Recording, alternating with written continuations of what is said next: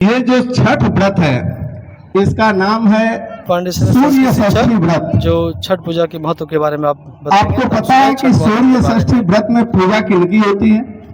इसमें भगवान भास्कर की पूजा होती है, भगवान सूर्य की पूजा होती है। और चूंकि सूर्य षष्ठी व्रत है तो षष्ठी जो माँ भगवती के छठे रूप की पूजा इसमें होती है। साथ ही सूर्य की बहन के रूप में भी षष्ठी का अपभ्रंश धीरे धीरे होते होते, चूंकि इस व्रत को हम षष्ठी तिथि को करते हैं तो षष्ठी होते होते अपभ्रंश होके छठी हो गया और छठी से छठ छठ छठ सब लोग बताने लगे इसको। ये वास्तव में भगवान सूर्य की उपासना का एक महापर्व है और इसमें भगवान सूर्य के दो पुत्रियां उषा और प्रत्युषा की पूजा की जाती है।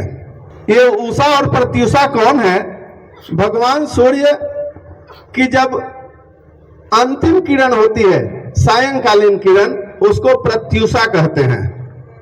तो पहले दिन प्रत्युषा के साथ भगवान सूर्य को अर्घ्य दिया जाता है और अगले दिन सुबह में सूर्योदय की जो पहली किरण होती है, जब लालिमा प्रस्फुटित होती है आसमान में, उस समय उषा देवी की पूजा की जाती है जो कुंती के सबसे बड़े पुत्र थे, लेकिन ये जानकारी बाद में उन्हें प्राप्त हुई। वो घंटों घंटों पानी में, जल में खड़े होकर के कमर तक भगवान सूर्य की उपासना करते थे और भगवान सूर्य की साक्षात कृपा उन्हें प्राप्त थे। जन्म से ही भगवान सूर्य ने उन्हें कवच कुंडल के साथ उनको उत्पन्न किया था। उनके अंशावतार भी कर्ण को माना जाता है। उससे आगे बढ़े, जब भगवान पांडवों का जब वनवास हुआ था, पांडव बड़ी व्यथित थे। भगवान कृष्ण से द्रौपदी ने पूछा कि इस कष्ट को कैसे समाप्त किया जाए, कौन सा उपाय करें ताकि ये जो हम लोगों पे कष्ट आया हुआ है, कहाँ एक बड़ा सम्राट आज जंगलों में मारा मारा फिर रहा है। तो द्रौपदी को भगवान कृष्ण ने उपदेश किया था कि आप धर्मराज युधिष्ठिर के साथ मिलकर के इस सूर्य षष्ठी की उपासना यदि करें, भगवान भास्कर की पूजा करें तो ये सारे विघ्न समाप्त हो जाएंगे। वहां भी कुंती ने युधिष्ठिर के साथ मिलकर इस व्रत को किया था। उससे पूर्व त्रेता युग में जाएं, भगवान राम जब रावण का वध करके मां सीता को अपने साथ लेकर वापस 14 वर्ष के वनवास के पश्चात जब अयोध्या पहुंचे तो अयोध्या वासियों ने 6 दिन पूर्व बड़े ही हर्षोल्लास के साथ दीपोत्सव मना करके भगवान का स्वागत किया था और उसके ठीक 6 दिन के बाद भगवान सूर्य की उपासना मां जानकी के साथ भगवान श्री रामचंद्र जी भी किए थे। यह भी प्रमाण प्राप्त होता है। इस व्रत के एक और विशेषता है कि ये केवल किसी एक जाति या एक धर्म संप्रदाय से जुड़ा हुआ नहीं है, जो चाहे इस व्रत को कर सकता है। इस व्रत की ये विशेषता है। ये व्रत 4 दिवसीय होता है। सबसे पहले दिन इस व्रत का जब शुभारंभ होता है तो चूंकि यह प्रकृति से जुड़ा हुआ पर्व भी माना जाता है छठ को।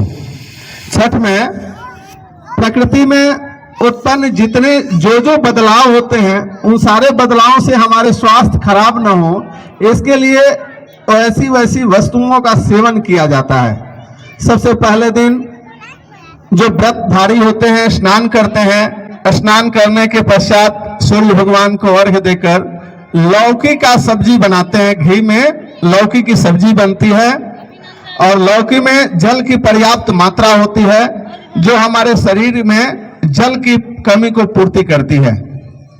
और लौकी का प्रसाद खा करके इस व्रत का शुभारंभ होता है। दूसरे दिन, जिसे खरना के नाम से हम जानते हैं, दिन भर औरतें उपवास रखती हैं। जो व्रतधारी होते हैं, स्त्री पुरुष, दिन भर उपवास करते हैं और शाम को भगवान सूर्य को अस्त होते समय अर्घ्य प्रदान करने के पश्चात फिर चूंकि भगवान सूर्य का रंग आपको पता होगा कि नवग्रहों का अपना अपना रंग होता है। भगवान सूर्य का रंग लाल है, इसलिए कि भगवान सूर्य का रंग लाल है, इसलिए उस दिन का जो खीर का प्रसाद बनता है, चावल दूध में पका करके उसमें गुड़ डाला जाता है। गुड़ से बना हुआ चूंकि लाल हो जाए, और लाल रंग भगवान सूर्य को बहुत प्रिय है, इसलिए उस दिन भी रोटी और खीर या केवल खीर खा करके व्रती जो होते हैं उस दिन वही खीर खाते हैं, और फिर 24 घंटे का उपवास उनका अगले दिन से शुरू हो जाता है। तीसरे दिन सुबह से माताएं घर में ठेकुआ प्रसाद, इसका मुख्य प्रसाद छठ व्रत का जो होता है वो ठेकुआ होता है। ठेकुआ घी से बने हुए पकवान को इस कलशुप में रख करके भगवान सूर्य को अर्घ निवेदित करते हैं, भगवान सूर्य को देते हैं। तो इसका मुख्य प्रसाद ठेकुआ है, जिसे हम सब बड़ी आस्था के साथ अगले दिन जब व्रत पूर्ण हो जाता है तो एक दूसरे को बांटते हैं।